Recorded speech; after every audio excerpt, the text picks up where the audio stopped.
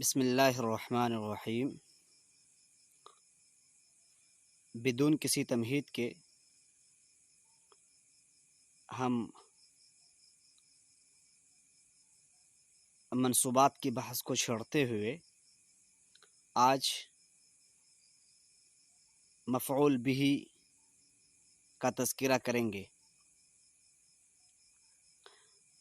مفعول بہ جس پر فاعل کا فعل واقع ہو، مفعول بہ جس پر فاعل کا فعل واقع ہو۔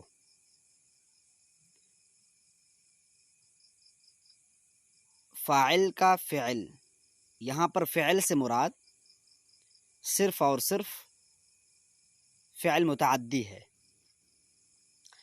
کیونکہ افعال لازم بھی ہوا کرتے ہیں اور متعدی بھی ہوا کرتے ہیں۔ مفعول بہ کا تعلق صرف اور صرف افعال متعدیہ سے ہے۔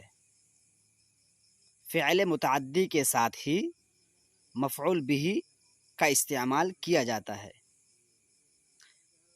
مفعول بہ کے علاوہ جو 4 مفاعل ہیں، مفعول مطلق، مفعول لہ، مفعول فی اور مفعول معہ، یہ 4 مفاعل فعل لازم کے ساتھ بھی استعمال کر سکتے ہیں اور فعل متعدی کے ساتھ بھی استعمال کر سکتے ہیں، لیکن مفعول بہ صرف اور صرف فعل متعدی کے ساتھ خاص ہے۔ اگر آپ نے فعل متعدی کو 4 مفاعل دے دیے، مفعول مطلق دے دیا، مفعول لہ دے دیا، مفعول فیہ دے دیا، مفعول معہ دے دیا، تب بھی یہ جملہ ناقص ہے۔ یہ فعل اب بھی متقاضی ہے مفعول بہ کا۔ جب تک مفعول بہ نہیں دیں گے فعل متعدی کو اور آپ 1000 مفعول دے دیں تب بھی یہ جملہ ناقص رہے گا۔ لہٰذا فعل متعدی کو مفعول بہ ضرور دیا جائے۔ باقی 4 مفاعل آپ کسی کے ساتھ بھی استعمال کر سکتے ہیں۔ مفعول مطلق لازم کے ساتھ بھی استعمال کر سکتے ہیں، مفعول لہ لازم کے ساتھ بھی استعمال کر سکتے ہیں، مفعول معہ لازم کے ساتھ بھی استعمال کر سکتے ہیں، مفعول فی لازم کے ساتھ بھی استعمال کر سکتے ہیں، لیکن مفعول بہ لازم کے ساتھ استعمال نہیں ہوگا الا یہ کہ لازم کو کچھ شکلوں میں متعدی بنایا جاتا ہے۔ مثلا یہ کہ حرف جار کا استعمال کر دیا جائے تو لازم کو مجہول بنا دیا جاتا ہے، وہ الگ شکل بنتی ہے، لیکن لازم کو جب تک لازم باقی رکھا جائے اس وقت تک مفعول بہ کا استعمال لازم کے ساتھ نہیں ہوتا ہے۔ باقی 4 مفاعل کا استعمال لازم کے ساتھ بھی ہوتا ہے اور متعدی کے ساتھ بھی ہوتا ہے۔ مفعول بہ میں بسا اوقات ایسا ہوتا ہے کہ کبھی کبھی فعل کو حذف کر دیا جاتا ہے، جیسا کہ منادا آپ نے پڑھا ہے، منادا کی بحث۔ منادا میں فعل کو حذف کر دیا جاتا ہے اور فعل کی جگہ پر حرف ندا کو لایا جاتا ہے۔ حرف ندا، حروف ندا کتنے ہیں؟ ایا، حیا، اے، حمزہ، ایا، حیا، اے، حمزہ، ایا، حیا، اے، حمزہ، یہ 4 حروف ہیں جو کہ حرف ندا ہیں اور کسی کو پکارنے کے لیے استعمال کیے جاتے ہیں۔ منادا کہتے ہیں جس کو پکارا جائے، جس کو آواز لگائی جائے۔ منادا کو اعراب، منادا کے اعراب کی الگ الگ شکلیں ہیں۔ منادا کے اعراب کی الگ الگ شکلیں ہیں۔ سب سے پہلے ہم یہ سمجھیں کہ منادا کی کتنی شکلیں ہو سکتی ہیں، جس کو آپ پکار رہے ہیں اس کی کتنی شکلیں ہو سکتی ہیں۔ کبھی ایسا ہوگا کہ آپ کسی متعین نام کو پکاریں، جیسے انتخاب، آپ کہیں یا انتخاب، تو انتخاب مفرد ہے اور معرفہ ہے، بکر مفرد ہے اور معرفہ ہے۔ اسی طریقے سے المسلمون یہ گرچہ معنوی طور پر جمع ہے لیکن لفظی طور پر یہ مفرد ہے، اس کو سمجھیے گا۔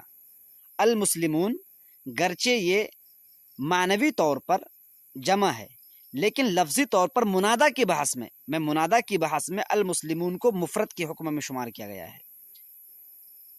تو جو مفرد ہو اور مبنی ہو، جو مفرد ہو اور معرفہ ہو، اس کو ضمہ کا اعراب دیا جاتا ہے، یا انتخابو، یا مالکو، یا بکرو، یا خالدو، یا طیبو، یا محمدو۔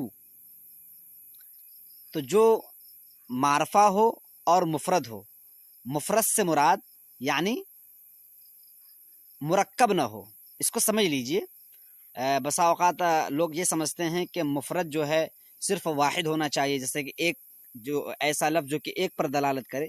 منادہ کے بحث میں مفرد اس کو کہتے ہیں جو کہ مرکب نہ ہو۔ مرکب کے برخلاف جو مفرد ہوتا ہے، زید ہے، المسلمون یہ مفرد ہے، کیونکہ المسلمون یہ مضاف الیہ کی ترکیب نہیں ہے، لہذا المسلمون کو آپ مفرد سمجھیں گے۔ تو المسلمون کا اعراب یا اس طرح کی جمع کا اعراب جو ہے وہ مبنی بر ضمہ ہوتا ہے، یا خالدو، یا نصرو، یا ناصرو، اس کو ذہن میں رکھیں۔ دوسری شکل ہے منادہ کی کہ کسی کے نام کو نہ پکاریں آپ، ایک متعین شخص کو پکاریں آپ، ولد، رجل، یا ولدو، یا رجلو، اس کو کہا جاتا ہے نکیرہ معین۔ نکیرہ ہے لیکن معین ہے، یہ نکیرہ ہے، معین ہے۔ نکیرہ اس طور پر کہ آپ اس کے نام کو نہیں جانتے ہیں۔ ایک طالب علم مدرسہ آتا ہے اور مدرسے میں وہ طالب علم نیا ہے ایک استاذ کے لیے، استاذ اس لڑکے کے نام کو نہیں جانتا ہے، اس طالب علم کے نام کو نہیں جانتا ہے، تو کہتا ہے یا طالبو، لیکن وہ طالب علم نظر کے سامنے ہے۔ جب نظر کے سامنے ہے تو متعین ہو گیا، تو نکیرہ ہے لیکن متعین ہے، اس کا بھی اعراب مبنی پر ضمہ ہوتا ہے، یا طالبو، یا رجلو، یا ولدو۔ تو مفرد اور معرفہ ہو، مفرد اور معرفہ ہو، اس کو بھی مبنی بر ضمہ یعنی پیش دیا جاتا ہے، اور نکیرہ معین ہو، نکیرہ معین سمجھ لیا ہوگا آپ نے کہ جس کے نام کو آپ نہ جانیں لیکن وہ شخص سامنے کھڑا ہو اور آپ پکاریں خاص کرتے ہوئے، یا ولدو، یا استاذو، تو یہ جو ہے نکیرہ ہے اور معین ہے، اس کو بھی آپ ایک پیش دیں گے۔ ایک شکل ہوتی ہے منادہ کی جو مضاف ہوا کرتا ہے منادہ، جیسے یا عبد اللہ، عبد اللہ، یا رسول اللہ، یا عبد الرازق۔ اور آپ نے اگر عربی تقریر یاد کی ہے تو آپ کہتے ہیں رئیس الحفل المبجل، رئیس الحفل المبجل، تو رئیسہ پر زبر کیوں دیتے ہیں آپ؟ یا مدیرہ دار العلوم ندوۃ العلماء، مدیرہ پر زبر کیوں دیا آپ نے؟ سماحت الشیخ ابی الحسن علی الحسن الندوی، سماحت پر زبر کیوں دیا آپ نے؟ کیونکہ سماحہ مضاف بن رہا ہے، مدیرہ مضاف بن رہا ہے، رئیسہ مضاف بن رہا ہے، تو جب منادہ مضاف ہو اس کو بھی زبر دیا جاتا ہے، نصب دیا جاتا ہے۔ ایک ہے مضاف اور ایک ہے شبہ مضاف۔ شبہ مضاف جیسے یا محمود، یا محمود عملہ، یا محمودن عملہ، یا محمودن عملہ، اے وہ شخص جس کا عمل قابل تعریف ہے، تو وہاں پر یا محمودن پڑھیں گے، یا محمودن عملہ۔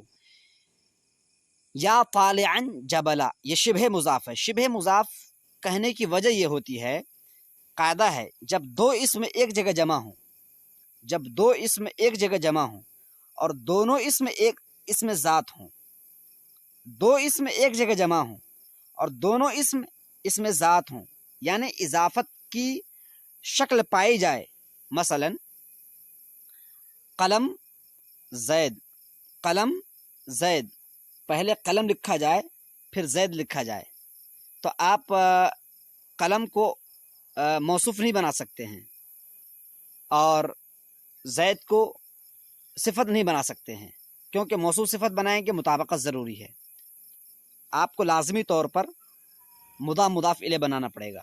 اس کو آپ مبتدا خبر بھی نہیں بنا سکتے، قلم زید یہ بھی اسم ہے یہ بھی اسم ہے، اس کو آپ مبتدا خبر نہیں بنا سکتے ہیں، کیوں؟ کیونکہ مبتدا خبر ہونے کے لیے پہلے کو معرفہ بنانا ضروری ہے۔ قلم نکیرہ ہے، اس کو آپ موصوف صفت بھی نہیں بنا سکتے ہیں کیونکہ پہلا نکیرہ ہے دوسرا معرفہ ہے۔ اور تیسری جو شکل ہوتی ہے کہ آپ اس کو مضاف مضاف الیہ بنا دیں کیونکہ پہلا نکیرہ ہے دوسرا معرفہ ہے۔ اسی طریقے سے طالعا جبل، یا لفظ طالع جو ہے، طالع اسم فاعل کا صیغہ ہے، یہ بھی اسم ہے، اور جبل یہ بھی اسم ہے، دو اسموں کا اجتماع ہو رہا ہے۔ ہونا تو یہ چاہیے تھا یا طالع الجبلی ہونا چاہیے تھا، لیکن یا طالعا جبلن کہہ رہے ہیں، اضافت ہوتے ہوئے اضافت نہیں کر رہے ہیں، یہ شبہ مضاف ہے، یعنی مضاف کی طرح ہے، اضافت نہیں ہو رہی ہے۔ طالعا یہ بھی اسم ہے، جبلن یہ بھی اسم ہے، دونوں اسم ہیں، یہاں پر اضافت کی شکل پائی جا رہی ہے، اضافت نہیں کر رہے ہیں آپ۔ طالع الجبلی ہو سکتا ہے تو یہ مضاف کی طرح ہے، اسی لیے اس کو شبہ مضاف کہا گیا، یا طالعا جبلن۔ شبہ مضاف کی لمبی چوڑی تشریح ہے کتابوں میں، لیکن میں آسانی کی خاطر آپ کو سمجھا رہا ہوں۔ تو منادا اگر مضاف ہو اس کو بھی نصب دیں گے، شبہ مضاف ہو اس کو بھی نصب دیں گے۔ اگر نکیرہ غیر معین ہو، نکیرہ غیر معین کہتے ہیں میں کمرے کے اندر بیٹھا ہوں، دروازہ میرا بند ہے، کمرے کے باہر برآمدے پر سے کسی کا گزر ہو رہا ہے، مجھے معلوم نہیں وہ کون ہے، اس کی آہٹ مجھے محسوس ہوئی، میں نے کہا یا ولد، اے لڑکے۔ تو یہاں پر نکیرہ ہے غیر معین ہے، کون لڑکا ہے مجھے معلوم نہیں، تو کہیں گے یا ولدن۔ عام طور سے کتاب میں خواہ و ہدایت النحو ہو یا یہ کہ قطر الندى ہو، اس میں بس ایک مثال دی جاتی ہے کہ ایک اندھا شخص کسی کو پکارے، ایک نابینا شخص کسی کو پکارے تو کہے یا رجلا خذ بیدی۔ اس سے بھی ہم آگے بڑھ کر کہتے ہیں آپ نابینا نہ ہوں، آپ کہیں پر بھی بیٹھے ہوئے ہوں، دیوار کے اس پار میں آپ ہوں، اس پار سے کسی کے گزرنے کی آپ کو آہٹ محسوس ہو رہی ہو، آپ نے اس کو دیکھا نہیں، بس آہٹ کی بنیاد پر آپ نے کہا اے آدمی ادھر آ، یا انسانن بولیں گے، اے لڑکے ادھر آ، یا ولدن بولیں گے، یا ولدن تعال، یا رجلن تعال، یا ضیفن تشرف۔ اس طرح سے ہم استعمال کریں گے، اس کو کہتے ہیں نکیرہ غیر معین۔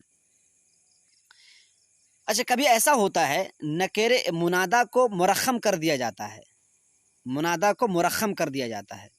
مرخم کا مطلب ہوتا ہے آخر سے حرف کو حذف کر دینا، جیسے محبت میں کہتے ہیں یا مالکو کو یا مالو، جیسے کہ آپ بولتے ہو یا بیٹوا، اے بیٹوا ادھر آ، بیٹے کو بیٹوا بولتے ہیں، بیٹوا محبت میں بولتے ہیں۔ تو اسی طریقے سے نام کو عام طور سے دیہات میں خواتین بھی نحو جانتی ہیں، وہ بھی ناموں کو جو لمبا نام ہوتا ہے اس کو بھی شارٹ کر کے بولتی ہیں وہ، جیسے کسی کا نام خدیجہ رکھ دو تو وہ کہیں گے محبت سے اے کھدو ادھر آؤ، کھدو ادھر آؤ۔ میرا نام انتخاب ہے، محبت میں کہیں گے ان تو ادھر آؤ، ان تو ادھر آؤ۔ اس طرح سے لوگ استعمال کرتے ہیں، محبت میں کہتے ہیں۔ اور کبھی کبھی محبت کے بجائے جان ختم ہو رہی ہے، جیسے جہنمیوں کی جان نہیں چلے گی زیادہ، تو وہ کہیں گے یا مالو، یا مالو، یعنی وہ مالکو نہیں بول پائیں گے، داروغہ کا نام مالک۔ تو آخر سے حرف کو حذف کرنے کو ترخیم کہتے ہیں، اور جس سے حرف کو حذف کیا جائے اس کو مرخم کہتے ہیں۔ مالکو سے کاف کو آپ نے حذف کر دیا، عائشہ سے آپ نے تا کو حذف کر دیا، یا عائشو کہتے ہیں۔ اس کا اعراب کیا دیا جائے گا؟ اس کے دو اعراب ہو سکتے ہیں، ایک تو یہ مالکو آپ نے کاف کو حذف کیا، تو کاف کو حذف کرنے سے پہلے لام کے نیچے زیر تھا، یا مالکو، یا مالکو، تو لام کے نیچے زیر ہے، ایک اعراب تو یہ ہے، لام کے نیچے زیر ہے، ایک اعراب یہ رہے گا، یا مالی، یا مالی۔ عائشتو، عائشتو شین پر زبر ہے، آپ نے تا کو حذف کر دیا، یا عائشہ، یا عائشہ، ایک اعراب یہ رہے گا۔ اور دوسرا اعراب منادا کا جو اصلی اعراب ہے کہ یہ مفرد ہے اور معرفہ ہے، تو اس بنیاد پر آپ پیش دے سکتے ہیں، یا مالی، یا مالو، یا عائشہ، یا عائشو۔ اور یہ تو مفعول بہ میں ایک منادا کی بحث میں نے چھیڑی ہے۔ اسی میں جو ہے اضمار علی شرطی تفسیر ہے۔ اضمار علی شرطی تفسیر کہتے ہیں، آسان، بہت آسان، اس کو سمجھیں، عام طور سے لڑکے پریشان رہتے ہیں اس میں۔ ایک اسم ہو، ایک اسم ہو اور اس اسم پر زبر آ رہا ہو، آپ کوئی بھی لے لیں، آپ قلمن، قلمن، کتاب میں زیدن لکھا ہوتا ہے، آپ قلمن کہیں، قلمن۔ اس اسم منصوب کے بعد ایک فعل آئے اور وہ فعل متعدی ہو، مثلا اشترا، فعل متعدی لے آیا، قلمن اشترا۔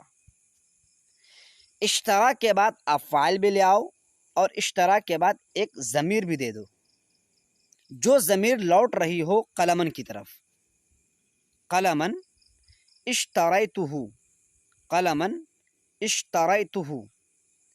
اشترا ایک مفعول چاہتا ہے، یہ متعدی بیک مفعول ہے، ایک مفعول چاہتا ہے۔ قلمن منصوب ہے، اس کے بعد ایک فعل لا رہے ہیں جو فعل متعدی ہے، وہ فعل متعدی ایک ضمیر میں عمل کرنے میں مشغول ہے، وہ ضمیر پیچھے قلمن کی طرف لوٹ رہی ہے۔ سوال یہ پیدا ہوتا ہے کہ قلمن کو زبر کس نے دیا؟ قلمن اشتریتہ، قلمن کو زبر کس نے دیا؟ کتاب میں جیسے آپ نے مثال پڑھی، زیدن ایک اسم منصوب، اس کے بعد فعل آ رہا ہے ضربتو، اور ضربتو میں ایک ضمیر دے دیجیے، ضربتہ، زیدن ضربتہ۔ قرآن نے استعمال کیا والانعام خلقها، والانعام خلقها، سورۃ النحل، سورۃ النحل میں پہلے صفحے میں دیکھیے گا، والانعام خلقها، الانعام اسم آ رہا ہے منصوب، اس کے بعد خلقها، خلقها۔ اب سوال پیدا یہ ہوتا ہے الانعام پر زبر کس نے دیا، زیدن پر زبر کس نے دیا؟ اگر آپ کہیں گے خلق زبر دے رہا ہے، زیدن پر زبر دے رہا ہے ضرب، قلمن کو زبر دے رہا ہے اشترا، تو یہ غلط ہے۔ کیوں؟ اشترا بیک مفعول ہے، ضرب بیک مفعول ہے، اشترا کو مفعول مل چکا ضمیر کی شکل میں، قلمن اشتریتہ، زیدن ضربتہ، ضرب کو ضمیر کی شکل میں مفعول مل چکا۔ اب اگر آپ ہو کو بھی مفعول بنائیں گے اور پیچھے زید کو بھی مفعول بنائیں گے، یہ غلط ہو جائے گا۔ پھر یہ بات لازم ہوگی، آ جائے گی کہ بھائی جو فعل بیک مفعول ہے، ایک مفعول چاہتا ہے، وہ بدو مفعول ہو گیا، اور یہ غلط ہے۔ لہذا وہاں پر ایک اس اسم منصوب سے پہلے ایک فعل کو مقدر مانا جائے گا۔ کون سا فعل مقدر مانا جائے گا؟ جو فعل وہاں پر ظاہر ہے وہی فعل کو مقدر مان لیا جائے گا پہلے۔ آگے ہے قلمن اشتریتہ، تو وہی اشتریتو کو پیچھے مانا جائے گا، قلمن سے پہلے کہا جائے گا اشتریتو قلمن اشتریتہ۔ زیدن ضربتہ میں ضربتو زیدن ضربتہ۔ والانعام خلقها میں خلق الانعام خلقها۔ سمجھ میں؟ آنکھ، العین، العین کسرتها، میں نے آنکھ، میں نے اس کو پھوڑ دیا، میں نے اس کو پھوڑ دی۔ اب کسرہ آگے ہے، پیچھے بھی، یعنی فعل سے اس اسم منصوب سے پہلے بھی کسرہ مانیں گے، کسرتو الانعام کسرتها۔ اضمار کے معنی چھپانے کے آتے ہیں، اضمار میں نے فعل کو چھپایا، ضربتو زیدن ضربتہ، پہلے ضربتو کو میں نے چھپایا، اضمار علی، اس شرط پر، اضمار علی شرطتی تفسیر، اس شرط پر میں نے عامل کو چھپایا، اس شرط پر میں نے فعل کو چھپایا کہ اس کی تفسیر اگلے فعل سے کی جائے گی، اسی بنیاد پر اس کو اضمار علی شرطتی تفسیر کہا جاتا ہے۔ اضمار علی شرطتی تفسیر یعنی آپ نے فعل کو اس شرط پر چھپایا ہے کہ آگے دوسرے فعل سے جو فعل مقدر ہے اس کی تفسیر بیان ہو رہی ہے۔ پھر سوال یہ پیدا ہوتا ہے اگر آپ وہاں پر فعل کو مان رہے ہو تو ظاہر کیوں نہیں کرتے ہو؟ ضربتو زیدن ضربتہ کیوں نہیں بولتے ہو؟ آپ پریشان کیوں کرتے ہو کہ آپ بولتے ہو زیدن ضربتہ؟ والانعام خلقہا، خلق الانعام خلقہا بول دیجیے جب آپ مانتے ہی ہو۔ اس کا جواب یہ دیا جائے گا کہ تکرار عند العرب، عرب کے نزدیک تکرار معیوب سمجھا جاتا ہے، بار بار ایک ہی چیز کو تذکرہ بار بار بولنا۔ جیسا کہ میں یہاں پر جب جگاتا تھا فجر میں طلبہ کو اڑ جاؤ اڑ جاؤ اڑ جاؤ اڑ جاؤ میں بولتا تھا، تو طلبہ نے کہا کہ مولانا اس ٹون کو بدل دیجیے اب، کیونکہ یہ پرانا ہو گیا ٹون۔ پھر میں نے کہا نکل جاؤ نکل جاؤ نکل جاؤ، پھر کچھ دنوں بعد کہا مولانا اس کو بھی بدل دیجیے۔ ایسا ہوتا ہے، یہ تو صرف قرآن کا اعجاز ہے اور ایجاز ہے۔ قرآن کا اعجاز ہے کہ آپ پڑھتے جائیں، کبھی بھی اس میں قدامت، کبھی بھی بوسیدگی پیدا نہیں ہوگی، کبھی بھی ایسا محسوس نہیں ہوگا کہ یہ ایک پرانی شے ہے۔ انسان ہم اور آپ جیسے اگر ایک ہی چیز کو بار بار بولیں گے، ایک ہی چیز کو بار بار بولیں گے، سامنے والا اکتا جائے گا۔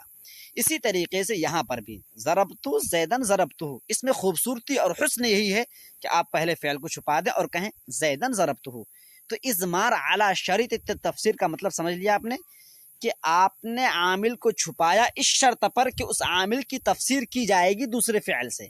زیدن ضربتہ، آپ نے ضربتہ کو چھپایا اس شرط پر کہ اس کی تفسیر یعنی جو چھپا رہے ہو اس کی تفسیر آگے والے فعل یعنی ضربتہ سے ہو رہی ہے۔ اس کو اضمار علی شرط تفسیر کہتے ہیں۔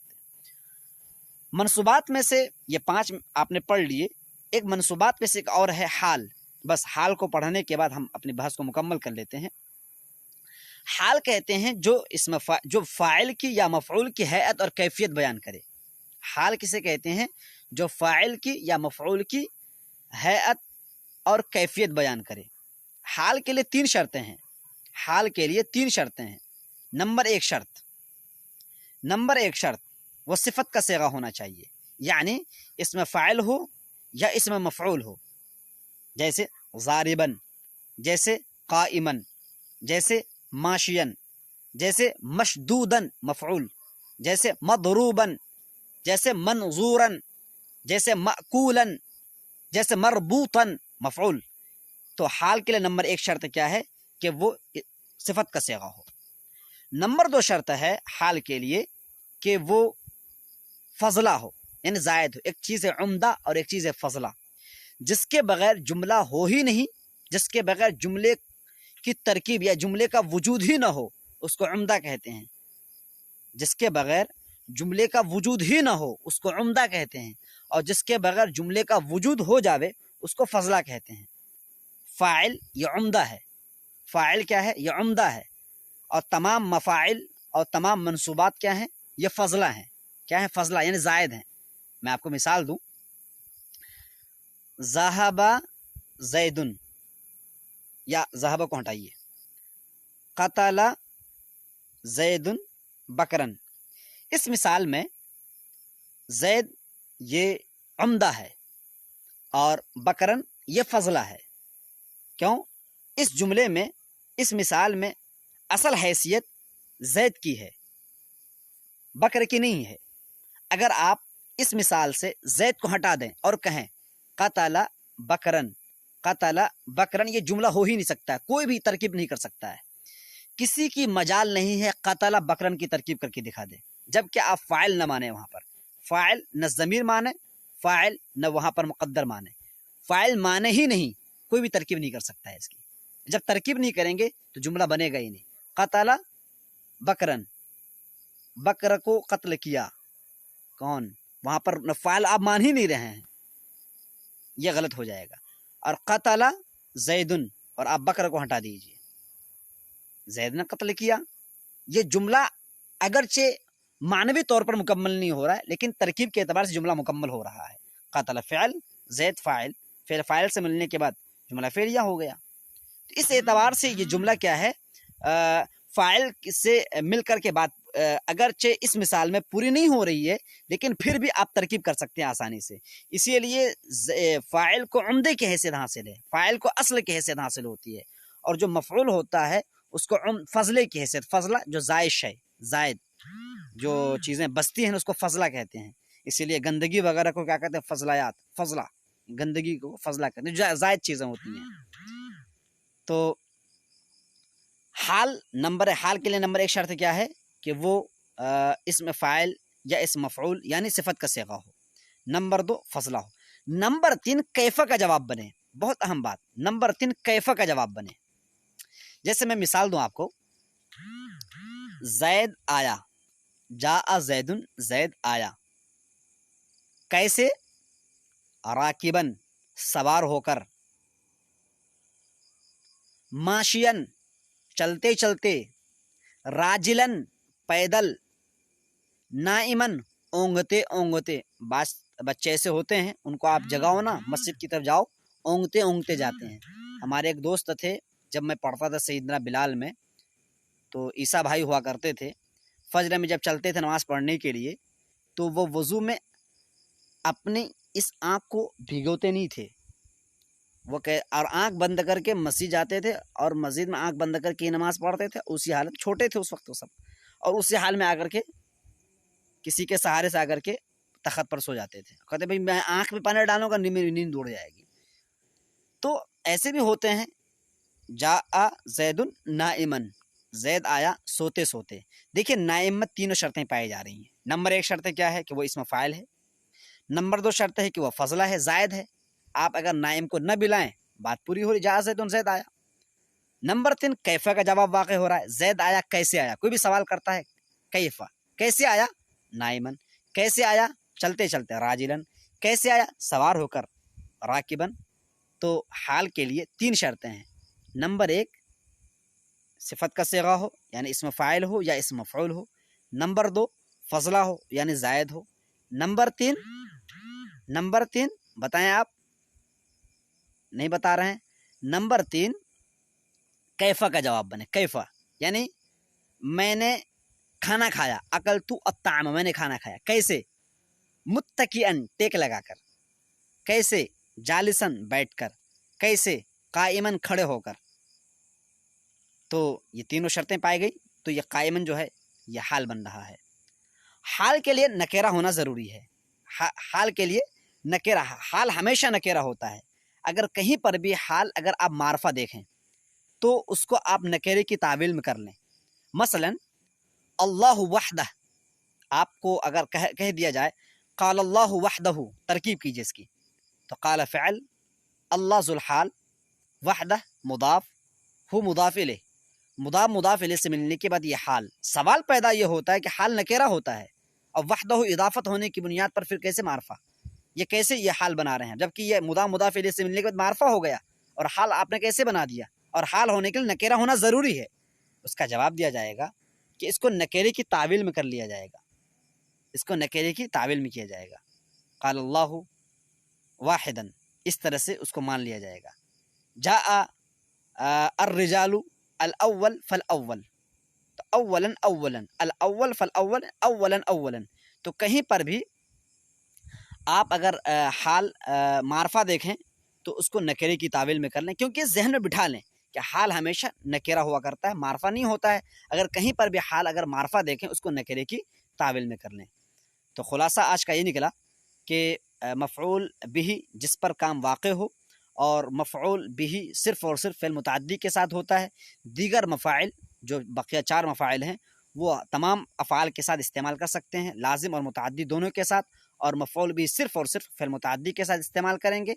اور مفعول بھی کی جو شاخیں ہیں ان میں سے ایک منادہ بھی ہے، پھر منادہ میں حروف ندا جو ہیں آیا، یا، آیا، حیا، اے حمزہ، پھر منادہ کو ہم نے اعراب کے اعتبار سے فرق کیا، اگر منادہ مفرد ہو اور مبنی ہو تو مفرد ہو اور معرفہ ہو تو ایک پیش دیں گے، اور نکیرہ متعین ہو تو بھی ایک پیش دیں گے، اور اگر منادہ مضاف ہو تو زبر دیں گے، اور اگر منادہ شبہ مضاف ہو تو بھی زبر دیں گے، اور اگر منادہ نکیرہ غیر معین ہو تب بھی زبر دیں گے۔ اسی طریقے سے اضمار علی شرط تفسیر، اور اس کو آسانی سے میں نے کہہ دیا، ایک اسم ہو جو منصوب ہو، اس کے بعد ایک فعل آئے جو فعل متعدی ہو، اور وہ فعل اس اسم منصوب کی ضمیر میں عمل کرنے میں مشغول ہو، جس کی وجہ سے ما قبل میں عمل نہ کر پا رہا ہو۔ اب ما قبل کو میں عمل کون کرے؟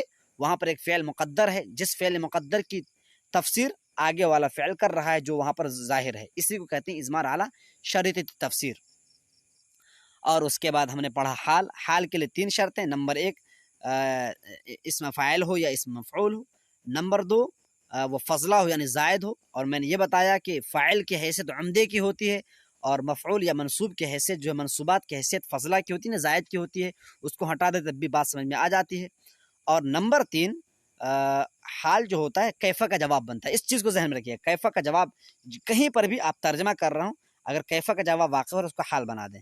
اور نکیرے کے لیے شرط، حال کے لیے شرط ہے کہ وہ نکیرہ ہو، کہیں پر بھی اگر آپ کو حال معرفہ نظر آتا ہے تو اس کو نکیرے کی تعویل میں کر لیا جائے گا۔ تو اس طرح سے ہم لوگوں نے اب تک 6 منصوبات پڑھ لیے ہیں، بقیہ 6 منصوبات پڑھیں گے، اس کے بعد انشاءاللہ ہم آپ کو جملے دیں گے۔ جزاکم اللہ احسن الجزا۔ ان باتوں کو دوسروں تک بھی پہنچانے کی کوشش کریں، بخل سے کام نہ لیں۔ بہت سارے ایسے طلبہ ہیں جو جڑ نہیں پاتے ہیں کیونکہ اس وقت لوگ سو رہے ہوں گے، لیکن یہ ہے کہ نحو اور صرف کے خواہاں ہوتے ہیں، شوقین ہوتے ہیں، ان تک میری ان باتوں کو پہنچانے کی کوشش کریں گے۔ اللہ کو جزائے خیر عطا فرمائے۔ وآخر دعوانا الحمدللہ رب العالمین۔